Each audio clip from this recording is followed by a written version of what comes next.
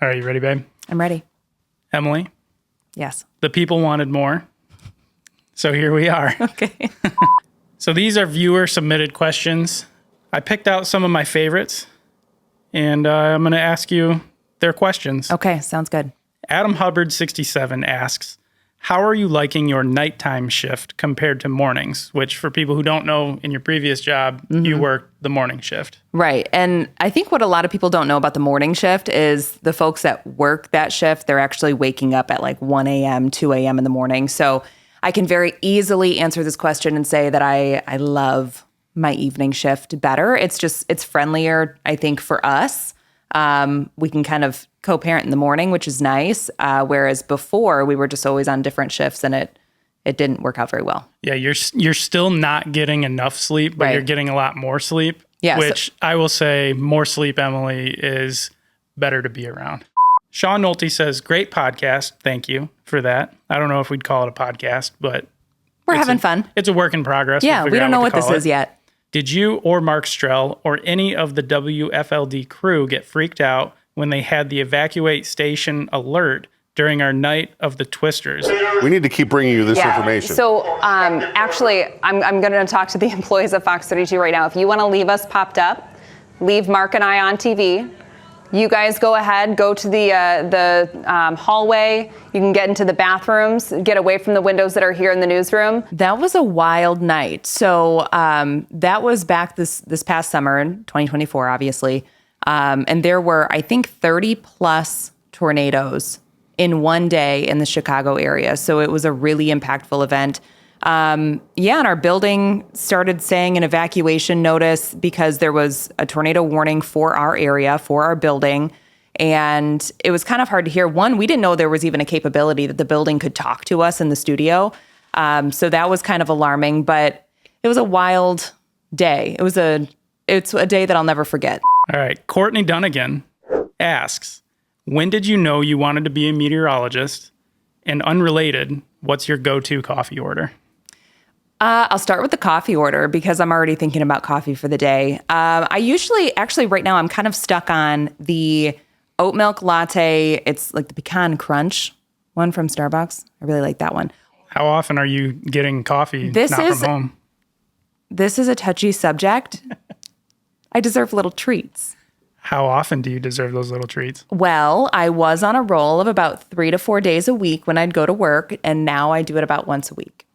It's pretty good. I'm about to call my guy Patrick at Sweetwater. No. Order Get out of some here. audio gear. The second part of her question, though, was when did I know I wanted to be a meteorologist? And I knew in the 7th grade. I learned about clouds. I thought they were cool. I ran my mouth to my whole family and said, I'm going to be a meteorologist when I grew up. And I obviously really liked clouds, and I loved learning about them. But I think it kind of had more with me running my mouth to my family saying I was going to be this when I grow up. You were going to prove to them that that's what you were going to do. So this is proof that I follow through. All right. There you go. Kitty Booze Bar appropriately asks, what is your cocktail of choice? Probably gin and tonic. That's kind of my new thing that I enjoy a lot. And Donnie's previous boss actually taught me to put a cucumber slice in it along with your lime. It's very refreshing. With Hendrick's gin specifically. Hendrick's gin. But we actually just recently found a new Hendrick's gin that we like, and it's like the floral one, Flora, I think it's called. This is not a sponsored This is not an ad. Not an ad. But it's really good. It's so good. You don't even need the lime or the cucumber to make it taste good. It's so refreshing. Petrini Justin asks, if you were to move outside of the U.S., where would it be? I don't know if I've ever thought about that before. Probably Canada. Just because I've been there and I would figure you'd want to move somewhere that's warm. I would, but I think I constantly come back to I like my surroundings that I'm used to, and I know that our family is in Michigan, so you'd move to like Sarnia, just across the border from family. Yes. Okay. Donnie's this one's probably going to get cut out. 88 Mac 70 asks, did you play any sports growing up or in high school? I played softball in high school, and I was not a very good batter, nor was I that good at catching the ball because I got hit in the head with a softball once or twice. You had to have been good at something, though.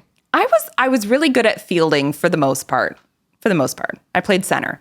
Long M456 asks, how did you two meet and who made the first move? Ooh, well, I walked into work and Donnie was like, who is that? That is absolutely not what happened. It's not what happened at all. So we did work together at our first station. Like a lot of television people's spouses. Yeah. You know, it seems like a lot of them have met in television. But it's kind of it's a very niche world, right? And there's a lot of weird hours, and you have to learn to just be okay with dropping personal life stuff to go to work oftentimes. Mm-hmm. So and everybody, at least starting in television, seems to be pretty passionate about television. So yes. I think if you make it past those first 1 or 2 years, you start to kind of, hang out with the people that you right. work with a lot. So they very much become your family. And there's a lot of people that relocate in TV. So a lot of people don't live by their families. But long story long, we met at work. Donnie was my director and I was the weekend meteorologist. Actually, I first met you when I was the intern. Mm-hmm. I was scared to death of the green screen, and I would try to practice when nobody was watching. But I knew that he was. I wasn't watching. But that was my fear, though. I could have watched because I liked you. I could have just popped you up on a monitor, but I didn't because I'm not a weirdo. Well, sorry if I just offended any weirdos at work. Right. But that's how we met. We met at work, and who made the first move? I think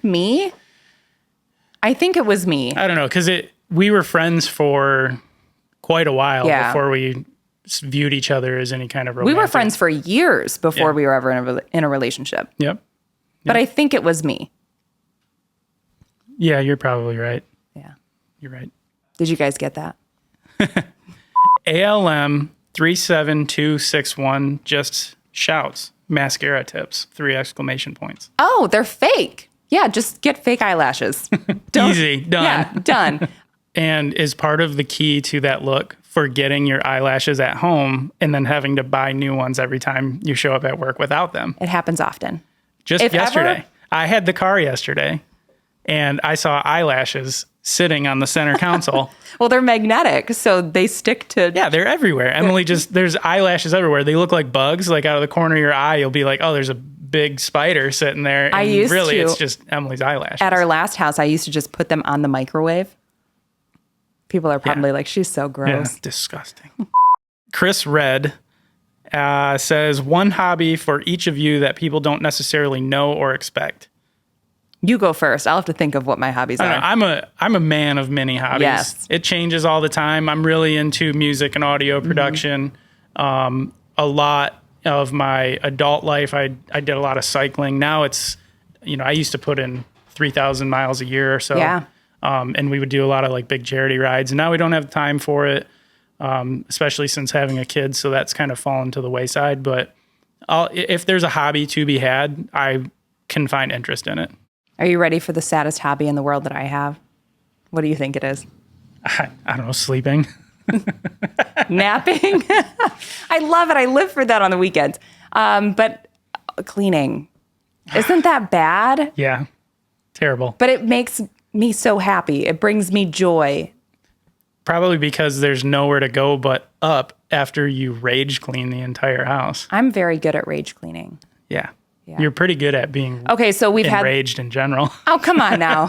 Delightful. I don't currently have many hobbies. I've tried out a couple, but not there yet. Emily is kind of a natural talent. So we did a golf. What was that? Something we did. It was a golf outing. We did a golf Michigan. charity outing when we lived in Michigan, and Emily had never swung golf clubs in her entire life. We went to the driving range, and within 30 minutes, she's smacking balls, straight, and maybe not that far, but straight, which is a lot of people's problem with golf is they can hit it far, but they can't hit it straight.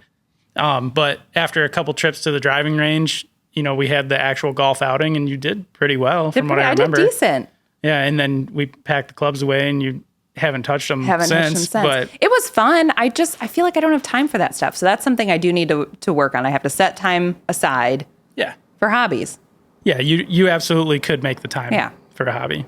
That's all. That's all, folks. All right. Love you. I love you too. All right. All done.